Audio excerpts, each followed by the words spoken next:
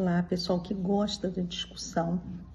sobre temas de bioética. Eu estou trazendo para o nosso canal Questões de Bioética um material que é uma aula sobre questões éticas na utilização de inteligência artificial na área da saúde, que eu criei durante a pandemia para os programas de pós-graduação da FCM da UERJ, a nível de mestrado e doutorado. É um material que vai nos permitir uma base para aprofundamento e discussões e reflexões ainda mais profundas. Espero que aproveitem. Um grande abraço. Bom, é com satisfação que vamos dar início à nossa última aula do curso de bioética, do nosso programa de pós-graduação, tanto da telemedicina quanto da fisiocirurgia, né, do PGCM. Então, vamos partir agora para o nosso tema, que aborda questões éticas na inteligência artificial. Esse tema é interessante pela sua enorme atualidade e aplicação em diversas áreas da vida moderna e agora, então, potencializada a sua utilização, em grande parte com a mola propulsora da pandemia, né? Então, nós vamos ver as diversas aplicações também, até que não conhecíamos tão profundamente, de como ela já está impactando e entrando na vida do século XXI.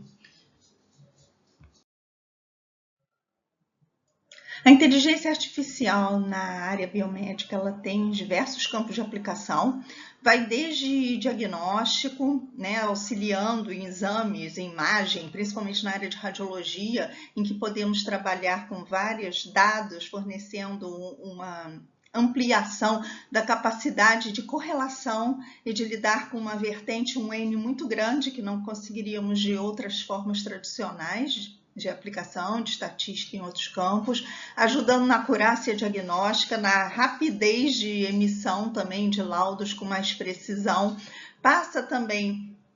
por uma questão da teleassistência e auxiliando em diagnósticos até tratamento, como nós vamos ver, que é o caso da medicina robótica, a cirurgia robótica. Inclusive, o Hospital Pedro Ernesto, ele tem a cirurgia robótica nas suas áreas de cirurgia torácica, de urologia. Agora, tudo isso tem implicações éticas no seu uso, na aplicação, tanto relativo a quem cria os programas. Essa questão ética vai desde o início do projeto, passando pelo seu uso, concernente ao paciente, concernente também ao médico ou ao profissional que está utilizando essa técnica na sua atividade profissional. E também, principalmente, como nós vamos ver, com guarda e responsabilidade sobre os dados, porque a inteligência artificial, nós vamos ver no próximo slide, ela se baseia, a base dela são os dados, né? Então, aqui no Brasil, nós temos uma lei muito recente que é de proteção de dados, que é, inclusive, muito voltada para a sua aplicação com empresas. Agora, ela ainda é incipiente, ela ainda tem muita coisa para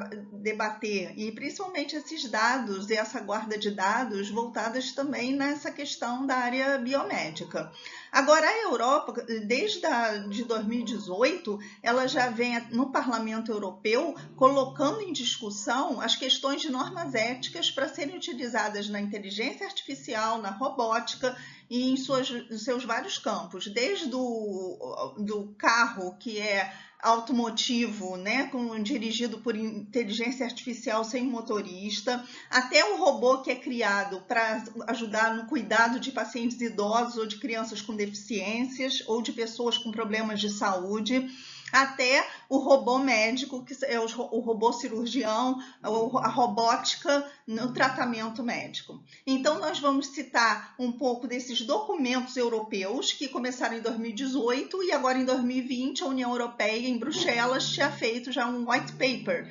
colocando essas questões em discussão, esse documento que eu vou mostrar para vocês como referência da nossa aula, da nossa apresentação. Como comentei anteriormente com vocês, a base da inteligência artificial são os dados. Os dados, eles são fornecidos para o sistema, alimentados para a máquina, a partir do ser humano, né? De quem programa, cria uma máquina para um sistema de inteligência artificial, que é de softs ou hardware, que são para desempenhar uma determinada função para um determinado objetivo. O objetivo também é traçado pelo programador. Agora, o que acontece é que existem vários sistemas, né, que foram desenvolvidos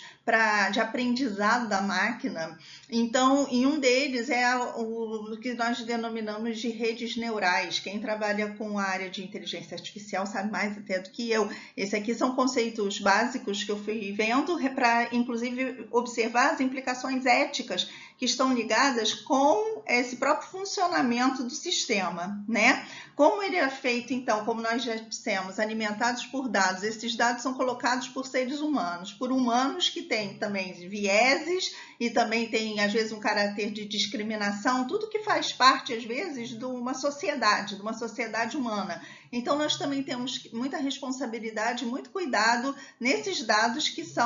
vão alimentar as máquinas, evitando que haja um impacto, como já falei, que pode atingir uma grande massa, uma grande parte, uma grande população, porque questões de discriminação ou de vieses, eles, quando estão dentro do contexto de inteligência artificial, eles atingem grandes proporções, né? Atingem uma fase mais difícil de obter controle.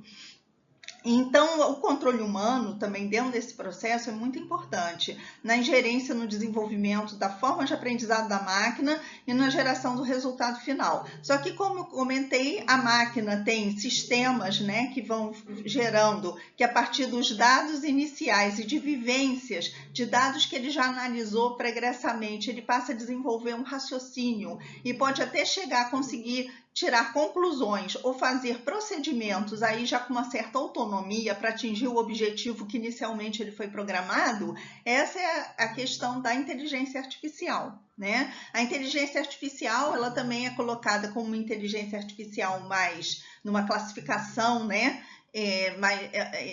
Mais anterior, de que ela poderia ser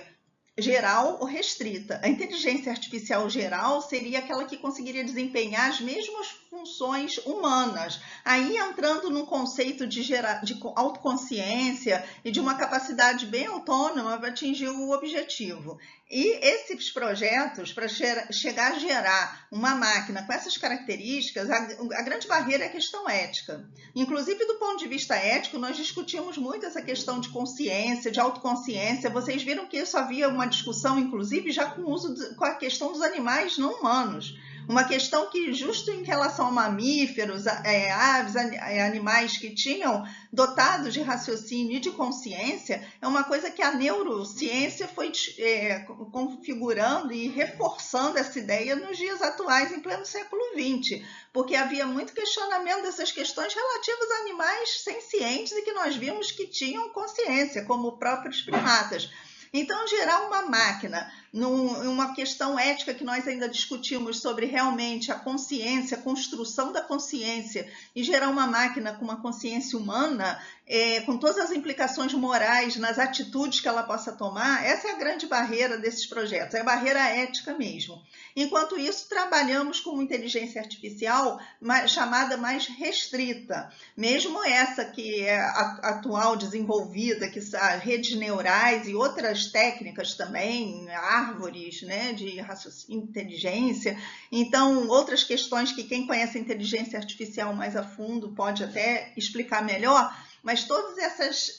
esses suportes, né, de programação que fazem com que a máquina tenha uma capacidade de fazer a partir de dados que foram colocados iniciais, que ela já analisou, que ela viu o resultado e ela tem uma capacidade de previsão e de avaliar formas para, utilizando esses dados, chegar ao objetivo, isso nós já temos e já faz parte da nossa realidade. E, inclusive, gerando diversos tipos de equipamentos que vão ter impacto em toda a vida da sociedade, para humanos, para os animais não humanos e também para o meio ambiente. Portanto, o controle humano, a ingerência em todas essas fases do processo de desenvolvimento, de aprendizado da máquina e do objetivo do resultado final e guarda de dados que está envolvido em todo esse processo é de fundamental importância. Como eu citei para vocês, o Parlamento Europeu, em 2018, cria esse grupo independente de peritos de alto nível sobre a inteligência artificial. Esse documento que eu estou mostrando para vocês é uma tradução para o português de Portugal, mas é o documento original em inglês, mas é uma tradução acessível, de fácil compreensão e clara, muito esquematizada, sobre problemas que eles vão detectando, que eles já estavam pensando e levantando essas questões. A gente vai ver que a grande preocupação que tem nesse material é relativa a viés, a questão da discriminação, as questões éticas, que seja evitar que haja uma criação de uma máquina com poder discriminatório sobre grupos, com viés, né? O viés de quem, inclusive, está programando, do programador, porque a questão importante na inteligência artificial é que quando você tem viés ou você tem alguma ação discriminatória, com a inteligência artificial, ela tem a capacidade de atingir um grande número de pessoas. Ela não fica limitada a uma ação sobre um ou dois indivíduos, ela fica sobre uma grande quantidade, uma grande parcela da sociedade. Você perde esse controle sobre o impacto dela. Portanto, essa preocupação é muito grande. Também ser um projeto, uma criação que não vá contra os direitos humanos, a capacidade de expressão, a sua liberdade de expressão, a proteção da privacidade, da guarda